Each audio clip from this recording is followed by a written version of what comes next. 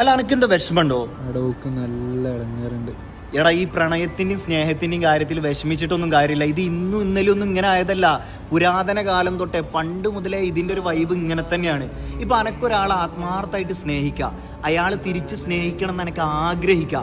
പക്ഷേ ആ സ്നേഹത്തിന് വേണ്ടിയിട്ട് ഈ വാശി പിടിച്ച് ഫൈറ്റ് ചെയ്തിട്ടുണ്ടെങ്കിൽ അത് വേറെ റൂട്ടിലേക്ക് പോകും. ഞാനൊക്കെ ഒരു കഥ പറഞ്ഞുതരാം. പൗരാണിക ഭാരതത്തിൽ, അതായത് പഴയ ഇന്ത്യയിൽ ഛായാമുഖി എന്ന് പറഞ്ഞിട്ടുള്ള ഒരു കണ്ണാടിയുടെ കഥയുണ്ട്. ഈ കണ്ണാടിക്ക് നോക്കി കഴിഞ്ഞിട്ടുണ്ടെങ്കിൽ ഞാൻ നോക്കി എനിക്ക് എന്നെയല്ല കാണാൻ പറ്റുക, ഞാൻ പ്രണയിക്കുന്ന, ഞാൻ സ്നേഹിക്കുന്ന ആളെ എനിക്ക് കാണാൻ പറ്റും. ഇടുമ്പി കണ്ണാടിയിലേക്ക് നോക്കുന്ന സമയത്ത് കാണുന്നത് ഭീമനെയാണ്. അവൾക്ക് ഒരുപാട് സന്തോഷമായി, കാരണം അവൾ ആഗ്രഹിച്ചത് ഭീമനെ തന്നെയായിരുന്നു. ഈ കണ്ണാടി ഭീമന്റെ കയ്യിൽ കൊടുക്കുന്നുണ്ട്. ഭീമൻ കണ്ണാടിയിലേക്ക് നോക്കുന്ന സമയത്ത് കാണുന്നത് ദ്രൗപദിയുടെ മുഖമായിരുന്നു. അങ്ങനെ ഭീമന് ഒരുപാട് സന്തോഷമായി. ഭീമൻ ഈ കണ്ണാടിയും കൊണ്ട് ദ്രൗപദീന്റെ അടുത്തേക്ക് ഓടുകയാണ്. ദ്രൗപദി കണ്ണാടിയിലേക്ക് നോക്കുമ്പോൾ കാണുന്നത് അർജുനന്റെ മുഖമാണ്. എടാ, ഈ സ്നേഹം കിട്ടാനും കൂടി വേണ്ടിയിട്ടാണ് നമ്മളൊക്കെ ജീവിക്കുന്നത്.